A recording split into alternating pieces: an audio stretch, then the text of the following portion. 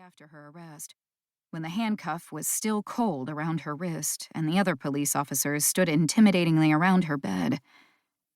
"I saw you communicate with that raven outside the police station the first day we met. I've seen your pig, too."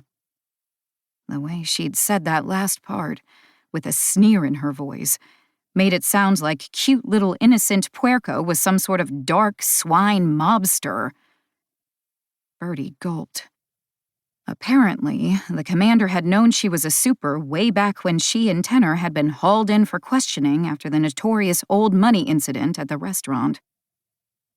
Birdie didn't respond to any of the police questions.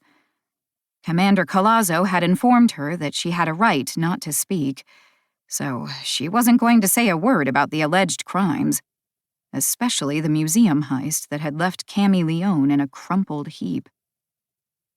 Cammy was dead, and Birdie was under suspicion for her murder.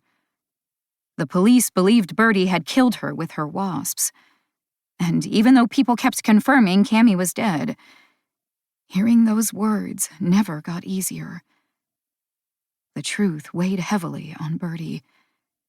She went to sleep thinking about it, and she woke up thinking about it. And throughout the day, she'd be struck by flashes of one particular memory. Cammy lying on the museum floor, drowning in that fake Magdalia dress, reverted back to her original identity. Dead. As the days had passed with Birdie stuck in the hospital, not allowed to see anyone, unable to use her phone because Collazo had taken it, and forbidden from reading a book or even watching TV because of her head trauma, she'd had a lot of time to think about Cammy's life. The librarian had said Cammy had been funny and sarcastic. Had she enjoyed pranking other kids with her ability to change her identity? How long did it take for her to learn a new persona? What was her past like? The librarian had also said she and Cammy had rarely discussed their family situations with each other back at Sunrise.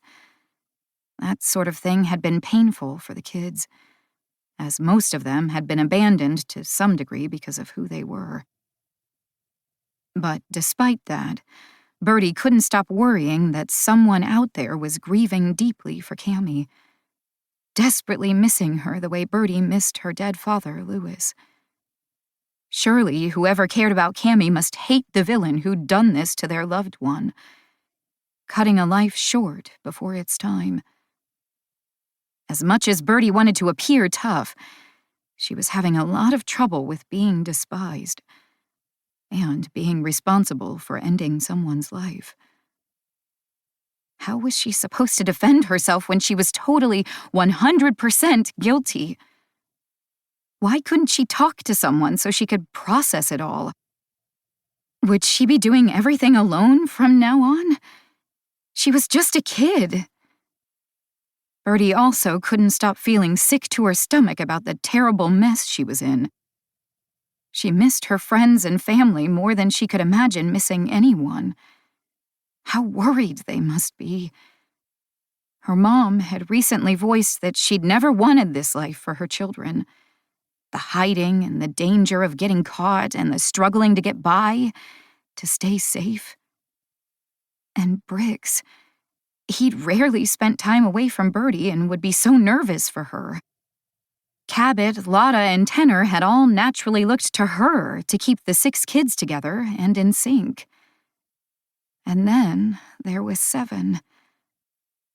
Birdie closed her eyes in pain. He must be devastated, feeling totally helpless. Kids first. Always.